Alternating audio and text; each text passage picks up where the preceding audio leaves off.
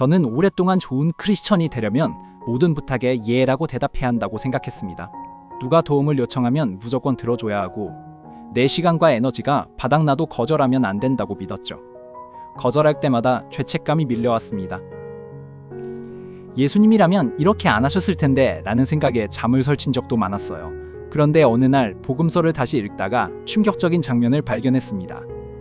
예수님께서 수많은 병자들이 기다리고 있는데도 일어나서 조용한 곳으로 떠나셨더군요. 제자들이 찾아와서 모든 사람이 주를 찾습니다 라고 했을 때 예수님은 돌아가지 않으셨습니다. 다른 마을로 가셨어요. 저는 그 순간 깨달았습니다. 제가 죄라고 생각했던 많은 것들이 실제로는 성경이 전혀 금지하지 않은 것들이었다는 사실을요. 여러분도 혹시 성경이 죄라고 하지 않은 것들 때문에 불필요한 죄책감을 짊어지고 계신 건 아닐까요? 오늘 저는 많은 크리스천들이 죄라고 착각하지만 성경이 절대 죄라고 말하지 않은 5가지를 알려드리겠습니다. 로마서 8장 1절 말씀처럼 그리스도 예수 안에 있는 자에게는 결코 정죄함이 없습니다. 오늘 그 무거운 짐을 함께 내려놓아요. 시작하기 전에 아멘 댓글 한번 남겨주시고 구독과 좋아요로 이 자유의 메시지에 동참해주세요. 하나님의 은혜가 여러분의 삶에 더 풍성하게 임할 거예요. 첫 번째, 경계를 설정하는 것은 죄가 아닙니다. 많은 크리스천들이 아니오라고 말하는 것을 이기적인 행동이라고 생각합니다. 누군가 부탁하면 무조건 들어줘야 사랑이고 거절하면 예수님의 가르침을 어기는 거라고 믿죠. 하지만 성경은 전혀 다르게 말합니다. 마태복음 5장 37절에서 예수님은 이렇게 말씀하셨습니다. 오직 너희 말은 옳다 옳다 아니라 아니라 하라. 이에서 지나는 것은 악에서 나느니라. 예수님께서는 분명한 경계를 설정하라고 가르치신 겁니다.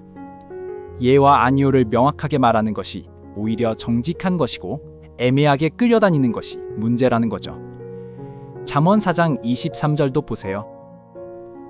뭐든 지킬 것보다 더욱 내 마음을 지키라. 생명의 근원이 이에서 남이니라. 하나님은 우리에게 마음을 지키라고 명령하셨습니다. 경계 없이 모든 요구에 응하다 보면 우리 마음은 고갈되고 맙니다. 그건 하나님이 원하시는 삶이 아니에요. 예수님의 삶을 보세요. 마가복음 1장을 읽어보면 예수님께서 새벽에 일어나 한적한 곳에서 기도하셨습니다. 제자들이 찾아와서 모든 사람이 주를 찾습니다라고 했을 때 예수님은 어떻게 하셨나요? 돌아가지 않으셨어요. 우리가 다른 마을들로 가자. 거기서도 전도해야 하겠다고 말씀하셨죠. 예수님도 모든 요구에 응하지 않으셨습니다.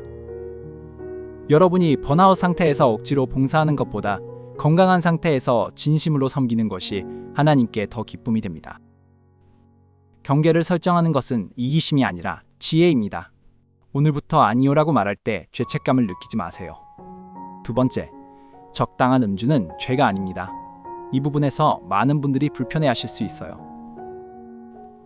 하지만 저는 성경이 실제로 뭐라고 말하는지 정직하게 나누고 싶습니다. 성경은 술 자체를 금지하지 않습니다. 금지하는 것은 취하는 것이에요. 에베소서 5장 18절을 보세요. 술 취하지 말라. 이것은 방탕한 것이니 오직 성령으로 충만함을 받으라. 여기서 금지하는 것은 술을 마시는 것이 아니라 취하는 것입니다. 취함은 자제력을 잃는 것이고 그것이 죄예요. 디모데전서 5장 23절에서 바울은 디모데에게 이렇게 권합니다.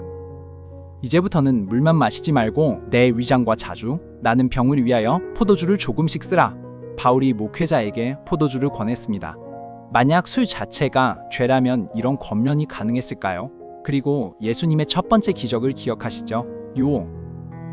요한복음 2장에서 예수님께서 물을 포도주로 바꾸셨습니다. 그것도 연회 끝 무렵에 이미 사람들이 많이 마신 후에요. 연회장은 좋은 포도주를 지금까지 두었구나라고 감탄했죠. 예수님께서 죄를 조장하셨을까요? 절대 아닙니다. 물론 이것이 음주를 장려하는 말씀은 아닙니다. 개인의 건강, 가족력, 알코올에 대한 민감성, 주변 사람들에게 미치는 영향을 고려해야 해요.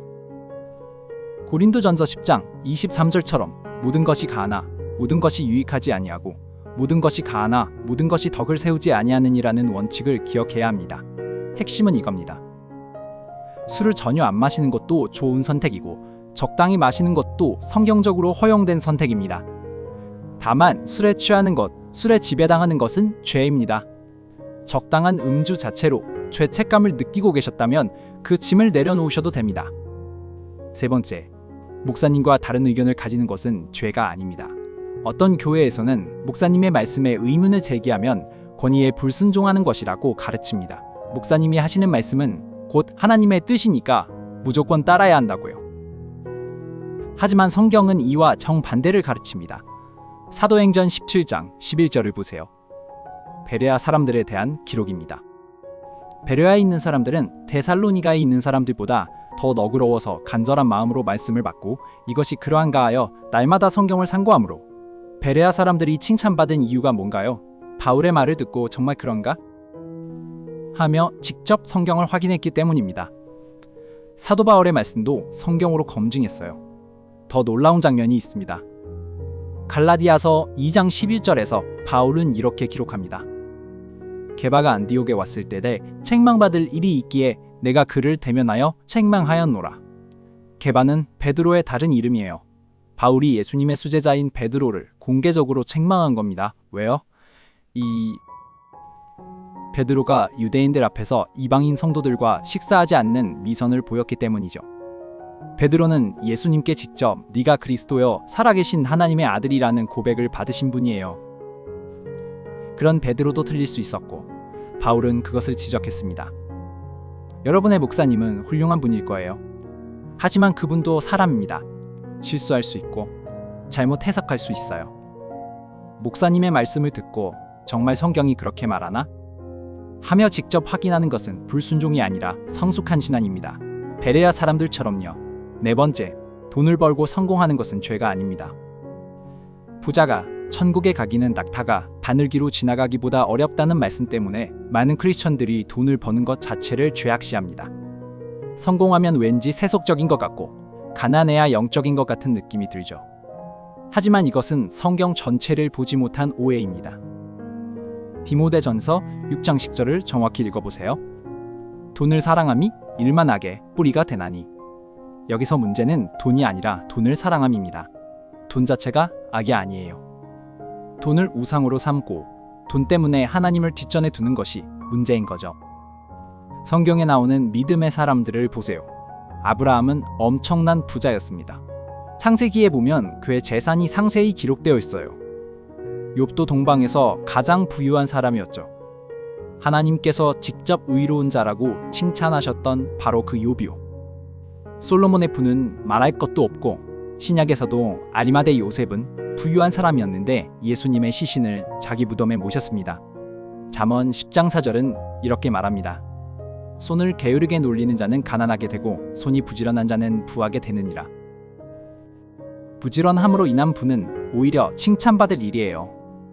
문제는 돈을 어떻게 버느냐, 그리고 돈을 어떻게 사용하느냐입니다.